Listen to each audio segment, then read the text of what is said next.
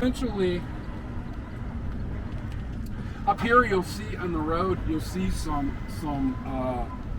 levers that they can pull up and block traffic, and that was not done on January 6th. And the mob, as we call them, they just broke through all the barriers here and went straight up to the Capitol and attacked it, all right?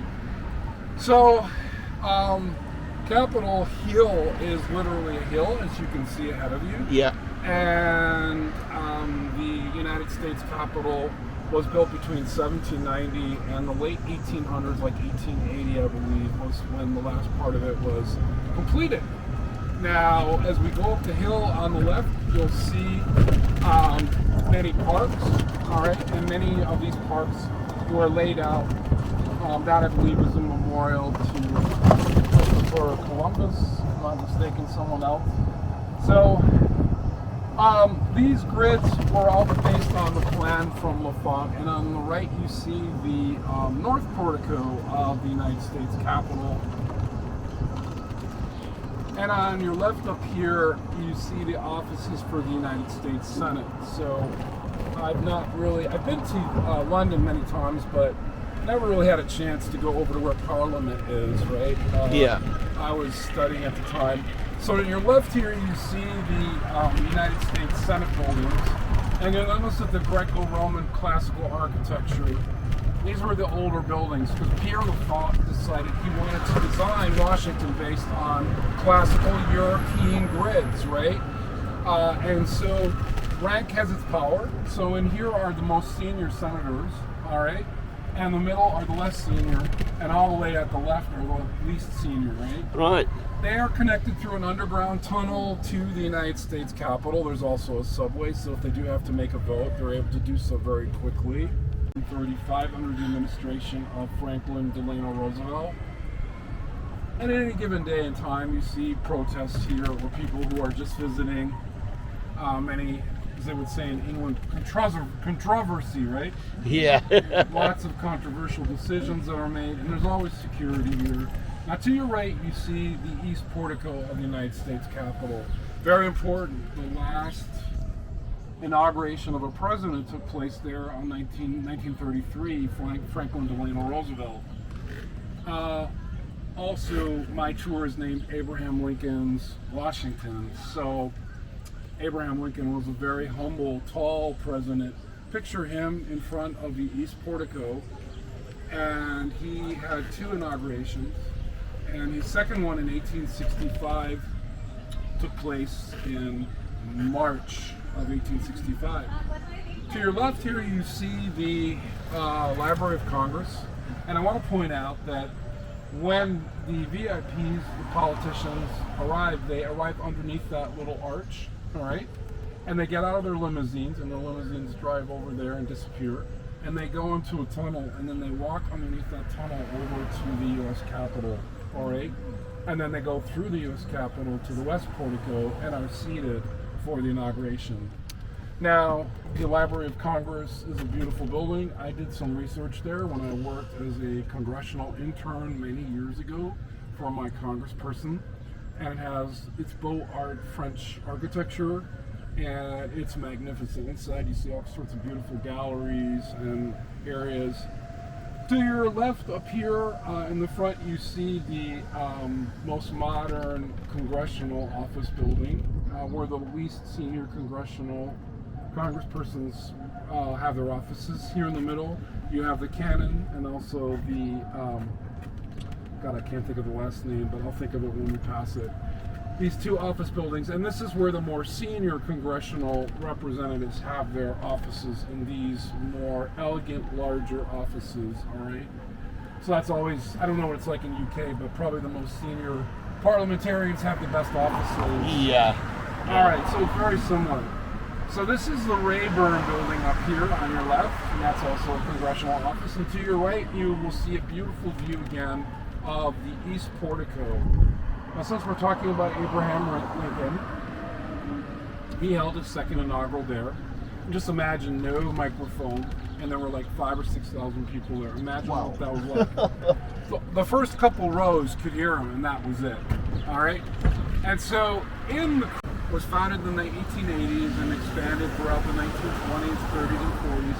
To your left, you see an old parking lot that has now been turned into a beautiful urban park. Many of the first ladies in Washington, D.C. devote themselves to beautification process. That was done by Laura Bush. When you see the gates down there, these gates, they can pull them up if there is a crisis. They were installed after 9/11, all right? So this is an example of modern urban architecture. So some people say there's brutalist versus classical. This is an example of prefabricated architecture, right? You can see how these blocks were put on top of each other. Yeah. So some people like it, some people don't. It was put in an administration, a government, that believed in more modern architecture. So how a city is formed and shaped is based on politics, because the commissions that decide to build it decide to build history. One of my favorites, it's built out of sandstone from Arizona, New Mexico, and Texas. And you'll notice there's no right angles or right corners. Why is that? I'm not sure. All right, the Native Americans don't believe in right angles or right corners in their religion. Right. So this building was built by a Native American architect. It's beautiful. On the second and third floor, you can visit a exhibition about the Trail of Tears. All right, and it's a very sad period in American history where natives were forced to move west and systematically eliminated. But the good thing about this country is, in most democracies, is we're not afraid to talk about our good sides as well as our bad sides, right? That's right. And that's what we do in the UK, in Germany, and the United States, and elsewhere in modern democracies. The controversy that is associated with the Eisenhower Memorial. Now, there's lots of very interesting reliefs there about Normandy as well as his administration. Now, some people say that John F. Kennedy was the first president who really wanted to meet Khrushchev during the Cold War, but actually it was President Eisenhower who began the process of détente, right, between nations, where he wanted to have a discussion between the Russians and also I'm just going to do something right here so you get a chance to see this. The Russians, the Soviets, and the Americans. Now look at that wall that sort of covers over the Department of Education or the Ministry of Education. And to your right, you see all the different reliefs of President Eisenhower and some of his more important speeches. And he was a very honorable man and a good president. And some Americans associate his tenure with some of the calmest, most peaceful times in the United States, where the economy was doing very well. Now, that was in the 50s up until 1961. Now, President Eisenhower also held a very important speech in 1961 before President Kennedy took over. He was warning everybody about the industrialized war machine. You may have heard Pierre Lafont was well liked by President Washington. When President Washington left his post, guess what happened to Pierre Lafont? They didn't like him anymore. And so he was boxed out of power. He was booted out of power. So we're going to stop here to take some photos.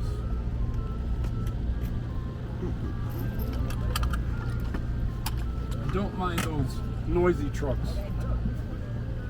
You're more than welcome to step on if you like. I'll take a picture of you and your family. Oops. Jefferson Monument was started also in 1790s, but was never completed for a number of reasons until much later.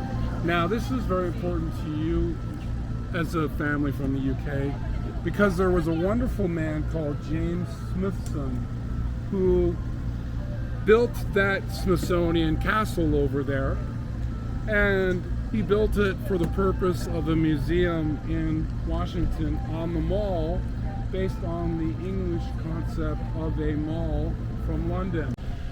And they redid the energy use of it. Now it has lots of modern paintings, and it has one painting from Dali in there, which is beautiful, Salvador Dali. It also has the next museum over has a, what's the name of the Italian artist again, from the Middle Ages? My goodness, my brain is not where it needs to be. I'll think of it. Who's that major Italian designer? I can't think of the name of it. We'll come across. With heads, gesticulating in all sorts of directions. Back there in the distance is the United States Archives building. It has 3 layers above and 2 layers below ground. Now, it has a Magna Carta in there. It also has one of the examples of the U.S. Constitution in there. Definitely recommend you go over there. Again, the sculpture garden over here is the Hirshhorn, which is going to be renovated. And over here you see the Hobson and Jameson building, which is the Museum of Arts and Industry, which is the second building built after the castle. The castle is all by itself in the mid-1840s, all right? Okay. Now, we have some great pictures of President Lincoln standing there with his security detail in the 1860s in front of the Smithsonian Castle. And it was just pasture land there and trees. So you can look it up on the internet. And so there you have a beautiful shot of the Smithsonian Castle. Right? Look at that beautiful English or modern Gothic architecture. All right, and then again here the sculpture garden.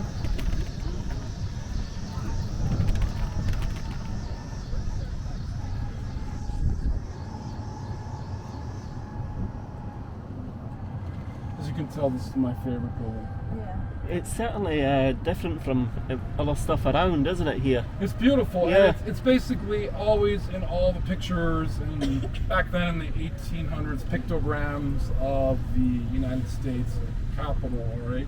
Now, it is currently closed, but it has a beautiful tower, and we have Mr. Smithson to thank for that. That's why I said earlier on, there's many great English contributions to this city as well. Yeah. Now, some of my English friends, when they joke with me, they say, "Oh, wrong. It's actually called the District of Cornwallis."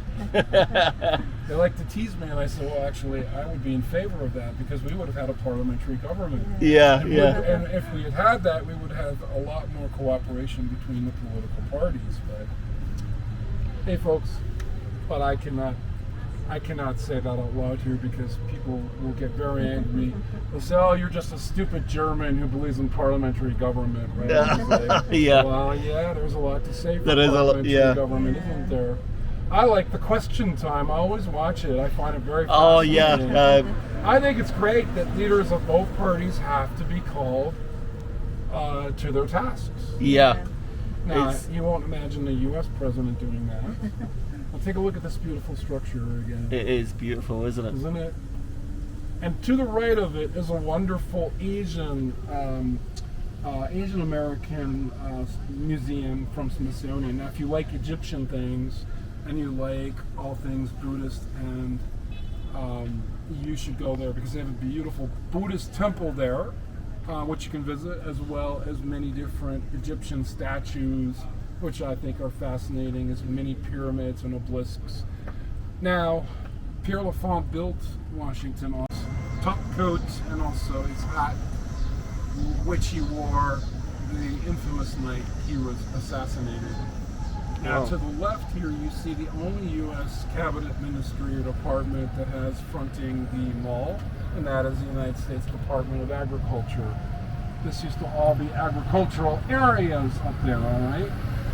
So the Museum of American History to your right, they have all sorts of exhibits about the Revolutionary War, about a controversial exhibit there.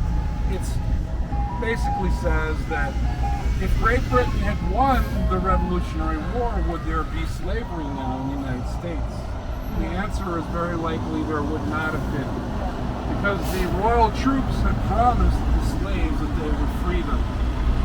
So in the 70s, notice the straight lines here. To your left, you can probably catch a quick glimpse of the Capitol Dome. And we will be stopping here to take some more pictures. And I'll point some other aspects of the United States. Any questions so far? No. I know it's black water and then fresh water. And now you see the Jefferson Memorial beginning to light up. It was built in World War II between 1939 and 1942. That is the direction over to the wharf. If you ever go to the wharf, you can take a water taxi over to Alexandria.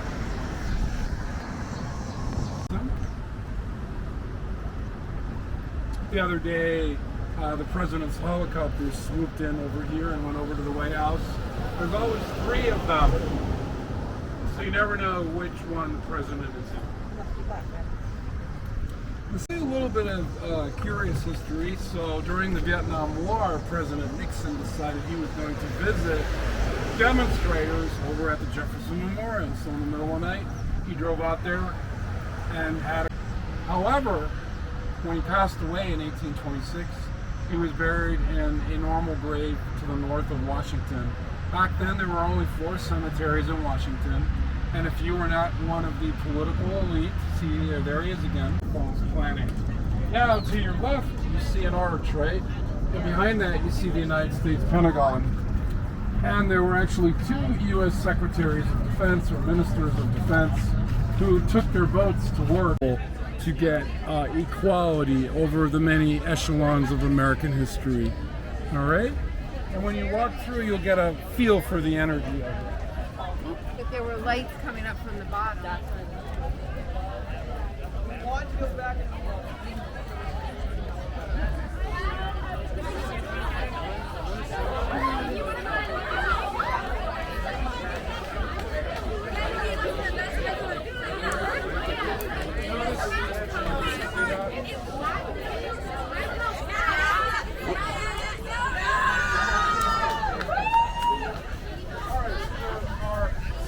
All kinds of panels here representing different speeches of Martin Luther King, particularly the major speech I have agreeing. Now you'll notice here the etching again into the stone. So every year in April we have the Cherry Blossom Festival. I'm sure you've heard of that. And I don't go here, but it is a beautiful spectacle.